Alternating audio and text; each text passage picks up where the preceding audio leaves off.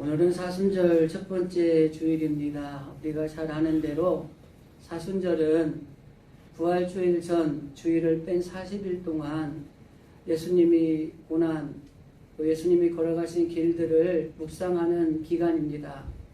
그래서 이 기간에 잘 주님을 묵상하고 부활의 주님을 만날 준비를 하는 시간이죠. 우리가 매년 이 사순절 절기를 맞이합니다. 그런데 과연 정말 우리가 이 사순절 절기를 주님을 만나기 위해서, 특별히 부활하신 주님을 만나기 위해서 제대로 묵상하고 있는가?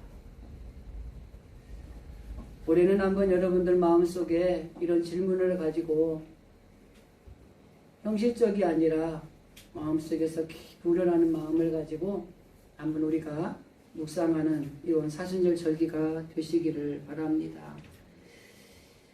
그래서 오늘은 사순절 첫 번째 주일에 마음의 문을 열고 대화하는 삶이 필요하다라는 제목을 가지고 좀 말씀을 나누려고 합니다. 오늘 본문의 이야기는 우리가 잘 아는 말씀이죠. 근데 이 말씀을 통해서 예수님이 한 여인과의 대화를 나누시는 과정의 모습이 등장을 합니다. 이 뒷부분에 가서 이 말씀을 좀 강조할 것입니다. 이 예수님과 이 한 여인의 대화가 이루어지는 과정을 보면서 우리들이 인생을 살면서도 그렇고 신앙생활 하면서도 그렇고 대화를 어떻게 하는 것이 맞는가 하는 것을 잘 보여주고 있다고 하는 것이죠. 현대인의 문명에 만들어낸 특징 중에 하나가 뭐냐면 고독이라고 하는 겁니다. 이 과학이 발달하고 문화가 발달하고 로봇이 또 AI라고 하는 것들이 이 생기면서 인간을 예전에는 정으로 만나고 대화를 했는데 기계적으로 대하는 거예요. 그러면서 우리에게 다가온 단어가 뭐냐면 고독하다는 겁니다. 대화를 나눌 수 있는 만남을 그리워하면서 이 만남의 대화가 얼마나 중요한 것인가를 생각한다고 하는 것입니다. 그래서 이 만남과 대화라고 하는 것은 어느 부분에 있든지 간에 굉장히 중요하고 매우 필요한 것이라고 하는 것입니다. 심리학자이며 신학자인 폴 튜니아라고 하는 사람이 이런 말을 했습니다. 인생이 되기 위해서는 대화가 필수적이다. 대화라는 것은 인생에 있어서 매우 중요하다고 하는 것입니다. 인간은 대화하는 동물입니다. 그렇기 때문에 어떻게 보면은 이 대화를 통해서 생활을 영위해 나갈 수 있기 때문에 대화라고 하는 것은 우리의 삶의 자리에서 매우 중요한 것입니다. 만남이 있다고 해서 다 대화가 이루어지는 것은 아닙니다. 마음을 열어놓고 나누는 대화가 진정한 대화라고 하는 것입니다. 교사와 학생 사이에, 부모와 자식 사이에, 부부 간에, 아니면 친구 사이에, 정치인과 국민 사이에, 목사와 교인 사이에, 교인과 교인 사이에 가장 중요한 것이 뭐냐면 바로 대화라고 하는 것입니다. 그 대화를 통해서 서로가 서로를 이해하게 되고 그리고 서로가 서로를 용납하게 되는 길이 열려지게 된다고 하는 것입니다. 대화가 단절되면 첫째 싸움이 일어납니다. 대화가 단절되면 잘못하면 살인도 일어나게 됩니다. 대화가 단절되면 나라와 나라 사이에는 전쟁이 일어나기도 합니다. 대화는 매우 중요한 거라고 하는 것입니다. 가정이나 교회나 국가가 이 대화를 통해서 화목을 이루어갈 수 있다고 하는 것입니다. 만일에 문제가 있는데 이 문제를 해결하지 않고 넘어가고 충돌해버린다든지 그냥 피해버린다든지 아니면 너는 너 나는 나 이렇게 서로 무시해버린다든지 하면은 싸움이 일어나는 거예요. 살인이 일어나는 것이고 전쟁이 일어나게 되는 것입니다. 그래서 지금 이 지구상에 일어나는 전쟁을 한번 돌아보십시오. 러시아와 이 전쟁을 하고 있는 나라들, 그리고 중동에 이 다툼이 있는 나라들, 그리고 그 외에도 여러 곳에서 이 전쟁이 일어나고 싸움이 일어나는 것들을 보면은 대화가 되지 않기 때문에 싸움이 일어나는 거예요. 그래서 가정의 불화도, 교회의 분열도, 정치인들이 치고받고 싸우는 것도 대화가 되지 않기 때문에 이런 일들이 일어나는 겁니다. 우리 장로님 기도하실 때 선거를 앞두고 이 진보와 보수가 너무 부딪히고 있고 동서가 갈라지고 여러 가지 분열이 일어나고 있는 이 모든 것들 중에 핵심은 뭐예요? 대화가 일어나지 않는 거예요. 우리가 사람을 만나는 장소는 헤아릴 수 없이 많습니다. 얼마나 많은 카페가 있습니까? 술을 좋아하는 분들은 얼마나 많은 술집이 있어요. 그리고 학교, 직장, 가정, 그리고 교회, 특히 요즘에는 인터넷상에서도 대화를 하는 일들이 부지기불수입니다. 그런데 이렇게 많은 대화의 만남의 장소가 있는데도 불구하고 고독하다고 느끼는 건 뭐예요? 진실한 대화가 없기 때문에 그래요. 그래서 아무리 많은 대화가 있고 많은 만남을 통해 대화를 나누어도 공허함이 느끼게지는 겁니다. 왜 이렇게 많은 만남이 있고 대화를 하는데도 공허합니까? 육체적인 접촉은 있지만은 마음을 여는 영적인 접촉이 없기 때문에 그래요. 예수님과 한 여인의 대화를 우리가 잘 살펴보면 예수님과 이 여인의 대화에는 마음이 있습니다. 영적인 접촉이 있습니다. 그래서 그 대화가 아름답게 마무리가 되고 좋은 결실을 맺게 된 거예요. 그런데 우리가 많은 만남의 장소가 있고 많은 사람들을 만나서 대화를 하지만 늘 공허하고 외롭고 고독하다고 느끼는 것은 육체적인 만남이 있을 뿐 마음의 만남이 없는 거예요. 진실한 대화가, 영적인 접촉이 이루어지지 않기 때문이라고 하는 것입니다. 그래서 대화가, 이 말이 참 정말 중요합니다. 말에 대한 설교는 제가 몇 번을 했었는데 먼저 왜 말이, 이 대화가 중요한 것인가를, 어떤 걸 좌우하는가를 보면은 우리의 환경과 운명을 좌우한다고 하는 것입니다. 이 사람들과 사람 사이의 대화를 통해서 우리가 이야기를 할 때에 이 언어의 창조가 좀 필요해요. 말이라고 하는 것이 그리스도인들이 이 행복한 인생을 살아가기 위해서는 이 언어의 창조적인 노력이 필요하다고 하는 것입니다. 행복하다고 표현하는 사람은 행복한 사람들과의 만나서 대화를 하기 때문에 행복한 거예요. 불행하다고 이야기하는 사람은 불행한 사람을 만나서 대화하기 때문에 불행하다고 이야기를 하는 겁니다. 여러분은 지금 행복하십니까? 아니면 불행하십니까?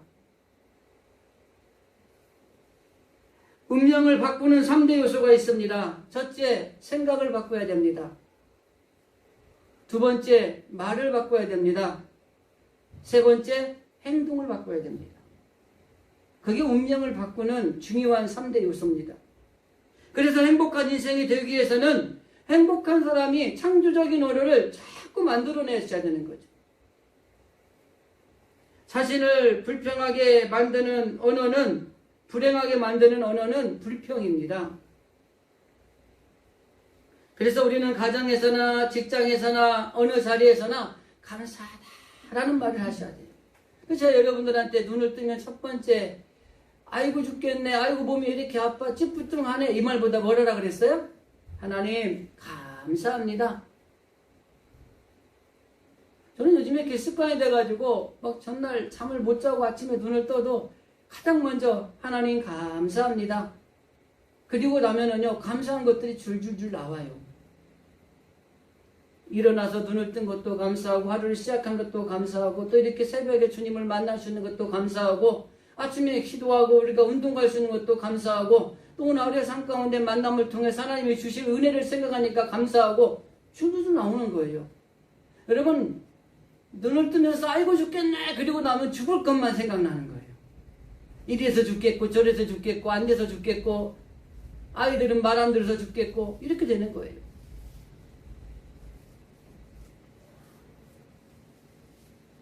잠언에 이 솔로몬이 6장에 보면 이렇게 말씀합니다. 내 입의 말로 내가 얽혔으며 내 입의 말로 인하여 잡히게 되느니라. 불평으로 가득하고 파괴적이고 부정적인 말을 하는 사람은 불행한 환경을 만들게 돼 있다고 하는 것입니다. 마치 작은 불씨가 온 집을 태우고 온 산을 태우는 것처럼 파괴적이고 부정적인 말 한마디가 우리 행복을 다 태워버리는 거예요. 다 앗아가는 거예요. 그래서 우리는 창조적인 언어를 사용할 수 있어야 된다고 하는 겁니다. 성도들은 이 말하는 것이 기도입니다. 우리 성도들이 말하면 하나님께서 들으시고 천사를 보내서 그 말을 이루어지게 만들어 주신다고 하는 것입니다. 그래서 부정적으로 기도하면 어떻게 돼요? 부정적인 기도대로 응답이 되는 거예요. 긍정적으로 기도하면 어떻게 돼요? 긍정적인 기도대로 응답을 받게 되는 거예요. 그래서 우리는 기도할 때도 부정적으로 기도하시면 안 돼요. 긍정적으로 감사한 이 창조적인 언어를 가지고 기도하셔야 되는 것입니다. 루디 목사님이 예화로 사용하는 것 중에 하나가 뭐가 있냐면, 한 아이가 학급에서 이 미운 아이가 있어가지고 산에 올라갔어요. 그래서 산에 올라가서 이 산을 올라가서 나는 내가 싫어 하고 소리를 친 거예요. 근데 좀 있다가 이 산에서 메아리가 올려오는데 나는 내가 싫어 하고 올려오는 거예요. 이 꼬마가 너무 상처를 받아가지고 집에 왔어요. 엄마한테 엄마 산에는 나쁜 사람이 사는가 봐. 그 산에서 나를 싫어하는 사람이 자꾸 나는 싫다고 막 소리를 쳐요. 이렇게 얘기를 하는 거예요. 그래서 그 어머니가 그 아이를 손에 들고 산을 데리고 가서 그러면은 네가 나는 내가 좋아 라고 한번 소리를 쳐보라는 거예요. 나는 내가 좋아 소리를 쳤더니 좀 있다가 메아리가 나는 내가 좋아 하고 울려온 거예요. 그래서 이 어머니가 이렇게 하는 거예요. 네가 친구를 미워하면 그 친구도 너를 미워하게 돼 있고 네가 친구를 좋아하면 그 친구도 너를 좋아하게 돼 있단다. 여러분, 우리가 부정적인 기도를 하면 부정적인 응답을 받게 돼 있습니다. 긍정적인 기도를 하면 긍정적인 기도를 응답을 받게 돼 있다고 하는 것입니다. 그렇기 때문에 우리가 아무리 어떠한 경우가 있어도 우리가 이 말에 있어서 긍정적이고 창조적인 언어를 사용해서 말하는 훈련이 우리에게 필요하다고 하는 것이죠. 로버트 슐러 목사가 미국의 캔자스에 있는 유명한 성공한 집을 방문하게 됐는데 그 집을 대문을 이렇게 들어가는데 그 대문 위에 글귀가 하나가 새겨져 있는 거예요. 제가 한번 읽어드리겠습니다. 이 문을 통과한 이상 당신은 무조건 적극적인 말만 하여야 합니다. 그렇지 않으면 침묵을 지키십시오. 가정이 이 교훈을 따른다면 가정생활은 윤택하여지고 이혼율은 감소되며 자녀들에게는 좋은 영향력을 줄 수 있을 것입니다. 이렇게 써있다는 거예요. 행복한 가정, 행복한 인생, 행복한 관계를 이루려면 해야 할 말이 세 가지가 있습니다. 첫째, 감사하는 말을 해야 됩니다. 아침에도 일어나면 감사하는 말도 있지만은 삶의 자리 생활 가운데서 주님 감사합니다. 하나님 감사합니다. 이 감사하다는 말을 자꾸 해야 감사가 자꾸 주렁주렁 열매를 맺는 거예요. 두 번째는 긍정적인 말을 해야 됩니다. 예를 들면 나는 할 수 없다 라는 말 대신에 나는 할 수 있다는 말을 해야 돼요. 큰일 났다 라는 말보다 문제 없다는 말을 하셔야 됩니다. 불평 대신에는 감사의 말을 해야 되고 남의 허물을 이야기하기보다는 칭찬을 하셔야 됩니다. 불행하다는 말 대신에 행복하다는 말을 해야 되는 것입니다. 긍정적인 말을 할 때에 그 말대로 되는 거예요. 하나님께서 우리에게 말씀하실 때 뭐라고 말씀하시냐면 내가 말한 그대로 내가 시행하리라. 큰일 났다. 그러면 큰일 나는 거예요. 아무런 문제 없어요. 그런 문제가 안 생기는 거예요. 막 불평하고 원망하는 것보다 감사하면 되는 거예요. 흉을 보기보다 칭찬하면 되는 거예요. 여러분 한번 우리를 한번 돌아보십시오. 저도 제가 이 설교를 준비하면서 돌아보니까 저도 남을 칭찬하는 것보다는 비웃는 거 헐뜯는 것들이 많았더라고요. 뭐 우리가 안 그런 척하고 앉아 계시지만 사실 다 그럴 겁니다.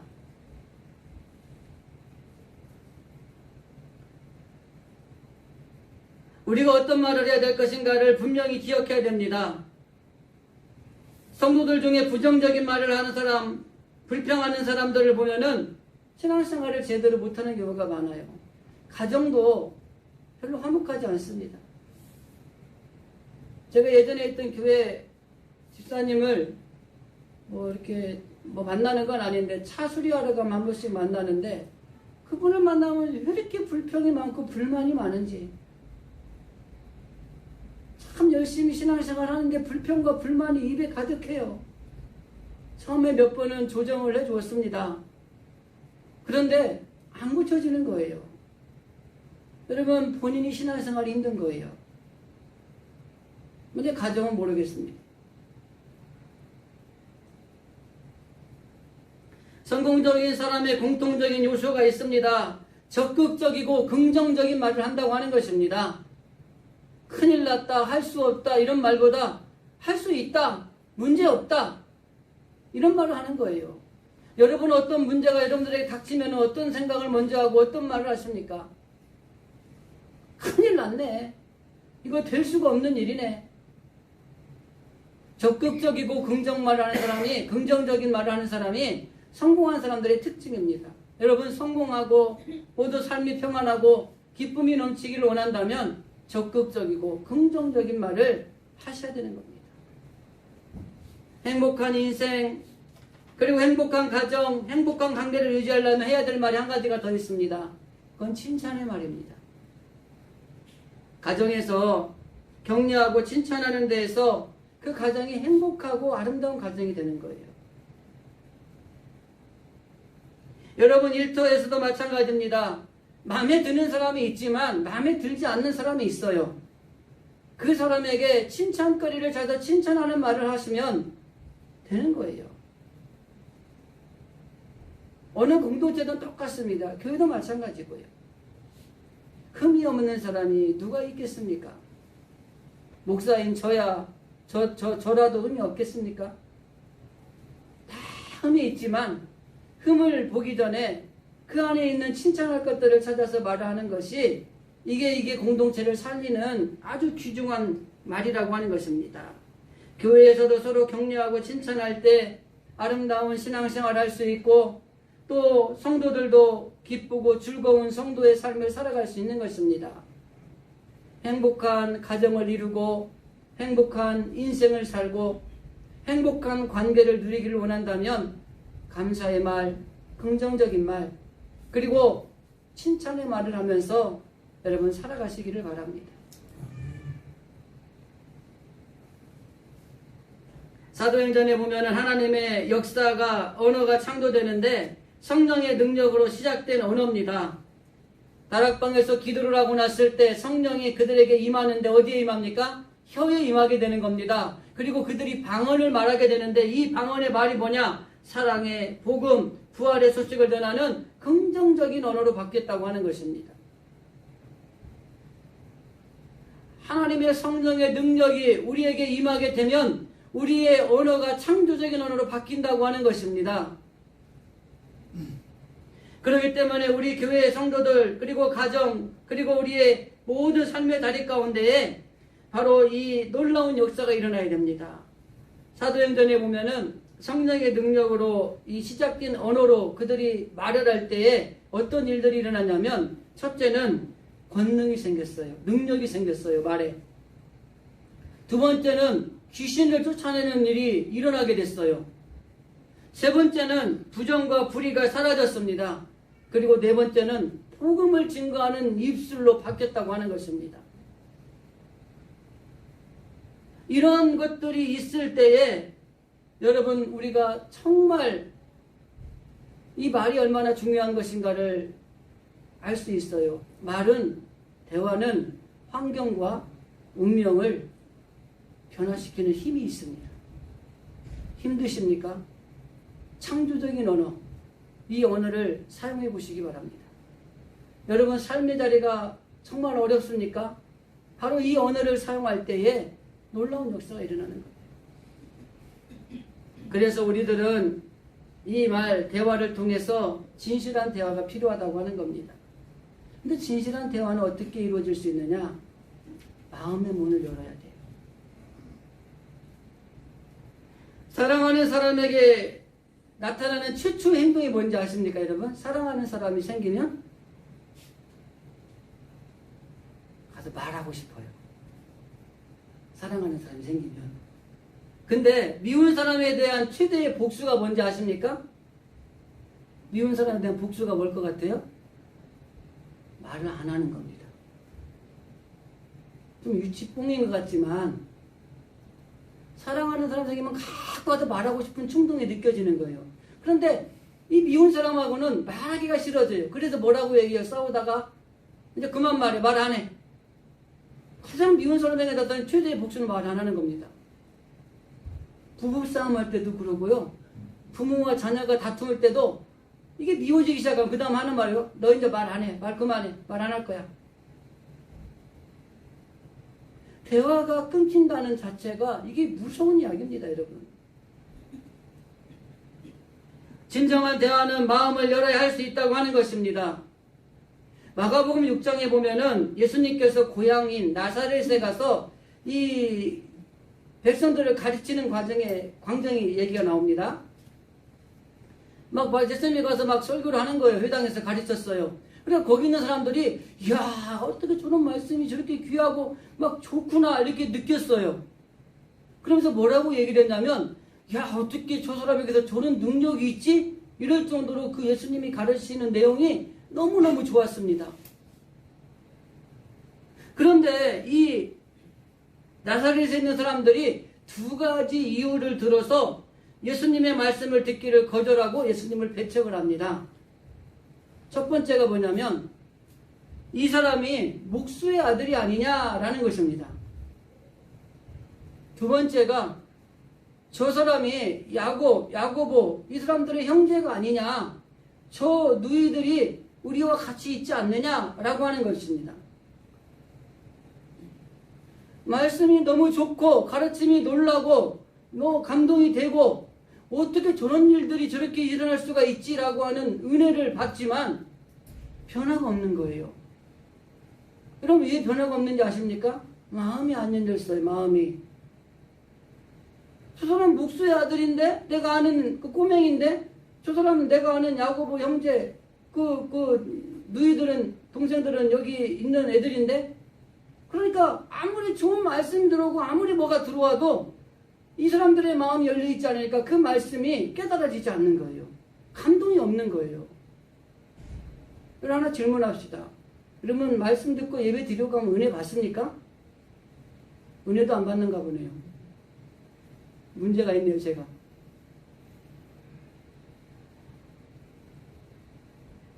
은혜를 받는데 왜 변화가 일어나지 않느냐? 마음의 문을 닫고 있기 때문일 수도 있어요. 한번 점검해 보십시오.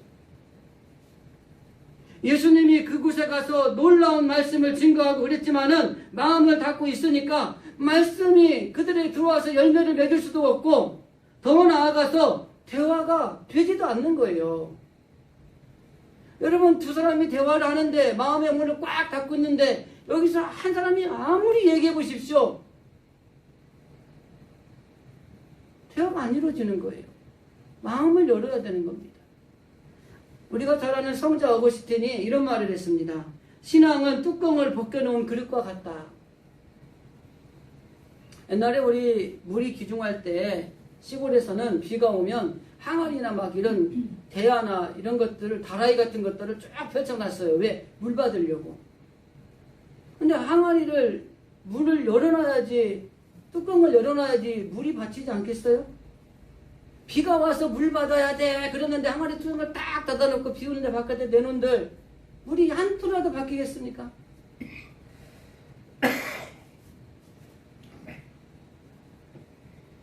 나사렛 사람들은 기이하다는 것을 알았고 예수님의 말씀이 진리라는 것을 알았습니다.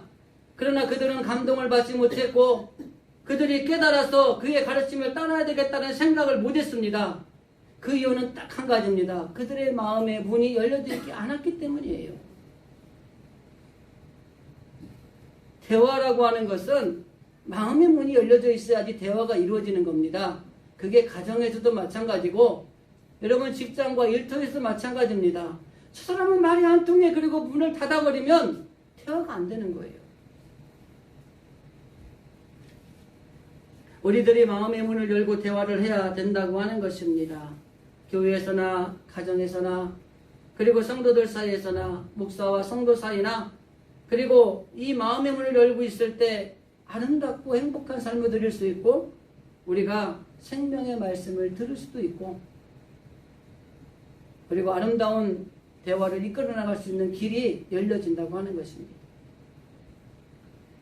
주님 앞에 기도를 드릴 때도 똑같습니다.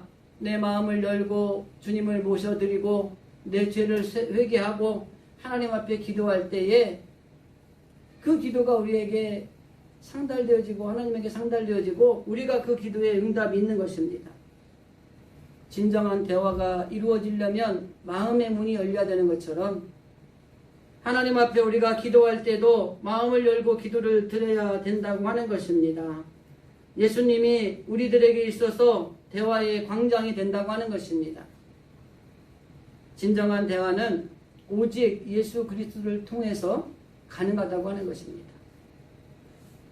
그리고 진정한 대화를 하기 위해서는 우리가 재판관이 돼서는 안 돼요. 막 판단하고 그러면 안 되는 거예요.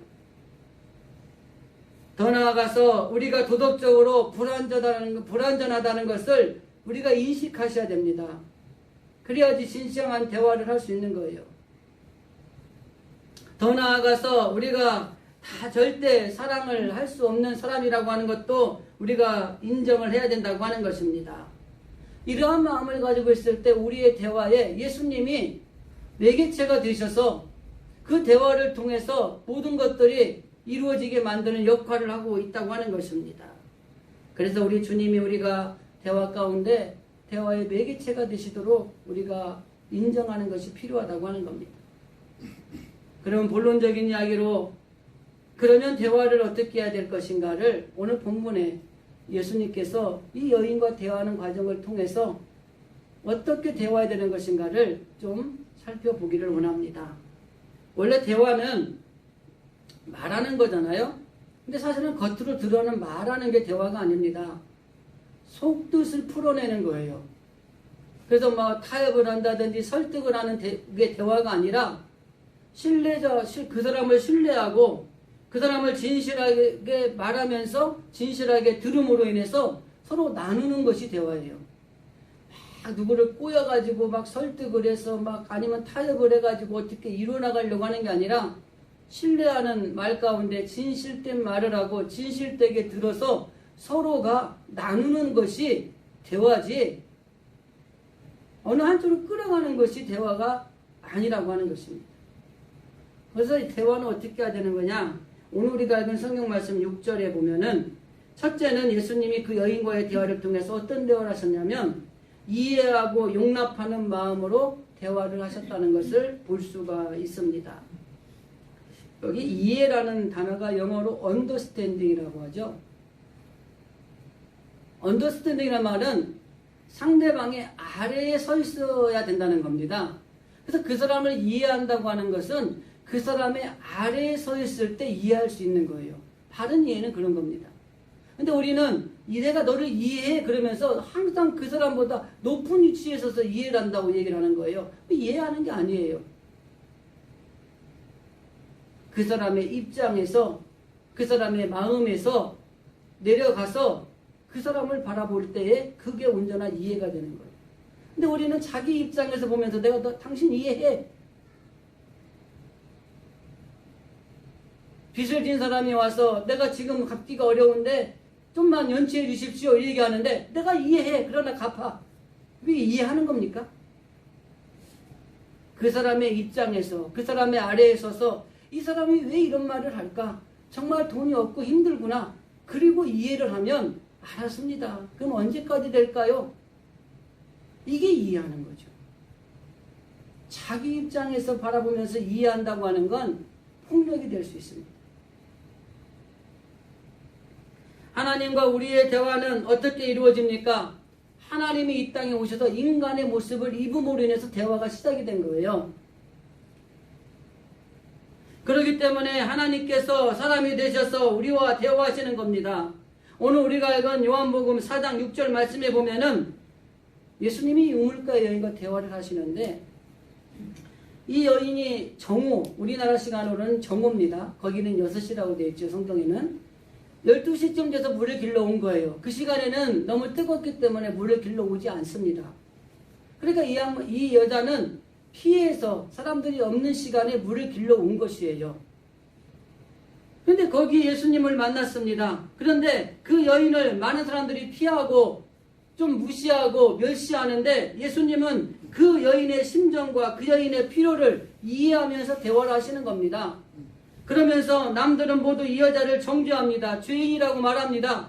그런데 주님은 뭐라고 말씀하시냐면 이해하고 용납하는 마음으로 이 여인을 대해주셨다고 하는 것입니다. 그래서 대화를 하는 데 있어서 가장 중요한 건 이해하고 용납하는 마음으로 대화하는 겁니다. 제가 상담학 공부를 할 때 상담학에서 이야기하는 것 중에 하나가 뭐냐면 상대방의 말을 잘 들어야 된다고 이야기를 해요. 근데 여기서 말을 잘 들으라고 이야기할 때에 이 말하는 이 언어만 듣는 게 아니라 그 사람의 마음의 상태, 말을 통해 나타나는 언어적인 표현을 잘 들어야 된다고 이야기를 합니다. 이게 뭐냐면 그 사람을 이해하고 용납하는 마음의 자세를 가지고 들어야 된다고 하는 거예요. 대충 듣거나 건성해서 들으면 안 돼요. 내가 먼저 판단하고 들어도 안 되는 것입니다. 그 사람의 입장에서 그 사람을 이해하고 그 사람의 모든 걸 용납해주는 마음을 가지고 들어주는 겁니다. 근데 예수님은 그 여인에 대해서 그 여인의 필요를 아시고 그 여인에게 이해하고 그 여인에 용납하면서 그 마음을 가지고 주님은 그 여인과 대화를 해나가고 있는 모습이 보여지고 있다고 하는 겁니다. 우리는 대화를 할 때 상대방의 입장을 이해하고 용납하면서 대화하는 그런 것인지 그렇지 않은지를 한번 생각해 보셔야 돼요. 두 번째는 9절 말씀에 보면은 이 여인에게 예수님이 물을 좀 달라고 얘기를 했어요. 그랬더니 이 여자가 퉁명스럽게 얘기를 합니다. 왜 나한테 물 달라 그래요? 그런데 예수님은 그래도 그 여인을 이해하고 인내하면서 그 대화를 이끌어 나가셔요. 대화의 두 번째는 인내가 필요합니다. 대화를 하다 보면은 자기 말만 하는 사람이 있어요. 대화를 하다 보면은 자존심이 상하게 하고 기분이 나쁘게 하는 말을 하는 사람들이 있어요. 대화를 하다 보면은 어떻게 보면은 참을 수 없는 모욕적인 이야기를 하는 사람도 있어요. 그럴 때 인내해야 된다는 거예요. 오래 참음의 옷을 입어야 되는 겁니다.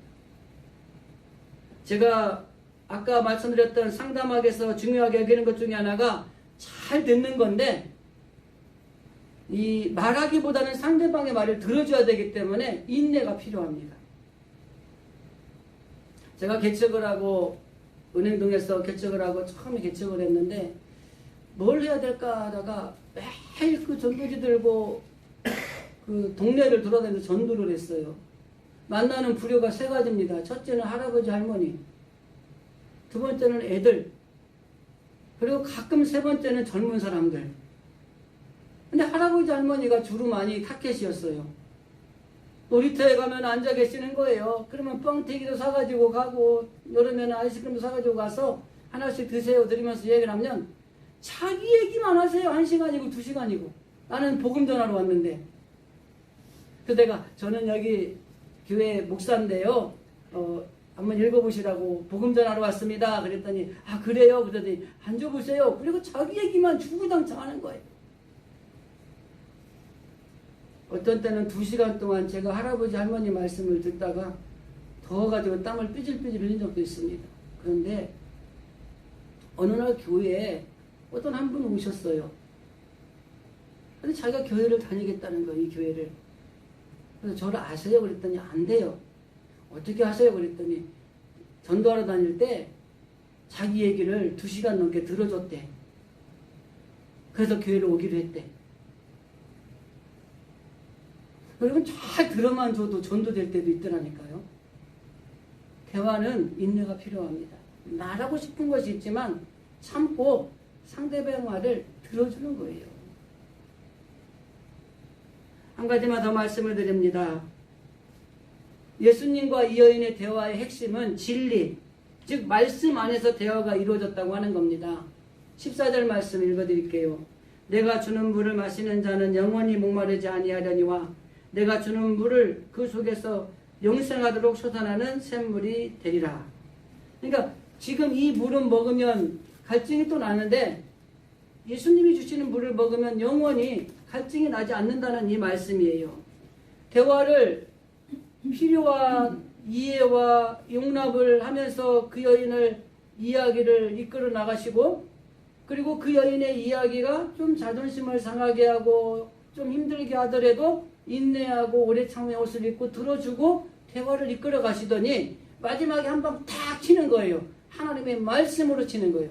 여러분 대화의 핵심은 진리, 즉 말씀이 필요하다고 하는 것입니다. 그래서 여기 말씀 안에서 대화하는 능력이 있다고 하는 것입니다. 그 말씀을 통해서 그 여인에게 주었을 때 그 여인이 변화가 일어나는 겁니다. 그 물을 어떻게 먹어야 돼요? 그럼 어떻게 해야 됩니까? 이렇게 반응이 되는 거예요. 여러분 말씀을 통해서 대화하는 것은 능력이 있습니다. 적대감이 있어도 무너지게 됩니다. 처음에는 적대감을 가졌잖아요. 당신은 유대인인데 나는 사마리아인인데 왜 나에게 물을 달라 하십니까? 그런데 그 적대감이 무너져 버린 거예요. 그 진리의 말씀으로 내가 이 물을 먹으면 목마를 건데 내가 주는 물을 먹으면 목마르지 아니할 것이다. 그 말을 듣는 순간 적대감이 해소가 된 거예요. 그럼 어떻게 해야 되는데요? 이렇게 반응이 바뀌는 겁니다. 또 말씀 안에서 대화가 있을 때는 아픔과 상처가 치유됩니다. 이 여인은 상처가 많은 여인이었어요. 우리가 알고 있는 것처럼. 그런데 주님이 말씀으로 딱 대화를 이끌어 나가실 때에 그 말씀을 통해서 아픔과 상처가 치유가 되는 것입니다. 그리고 또 하나는 뭐냐면 관계가 회복이 됩니다. 그 뒤에 있는 말씀 안 읽었지만 넌 남편이 참 많지. 가서 그 데려와. 이런 얘기를 하는데 제가 남편이 원래 많았습니다. 그러나 그러면서 그 사람의 관계가 회복이 되는 것들을 그 뒤에 사건을 통해서 이야기를 하고 있는 겁니다. 여러분 우리는 먼저 하나님과의 대화를 회복하셔야 됩니다. 여러분과 하나님과의 대화가 회복이 이루어져야 돼요. 그리고 가정의 대화를 회복해야 됩니다. 예전에 개그 프로 중에 대화가 필요해라고 하는 김대희 씨가 나와서 하는 식탁 아래서 밥 먹자 뭐 이러한 대화가 필요한 개그 프로 있었어요.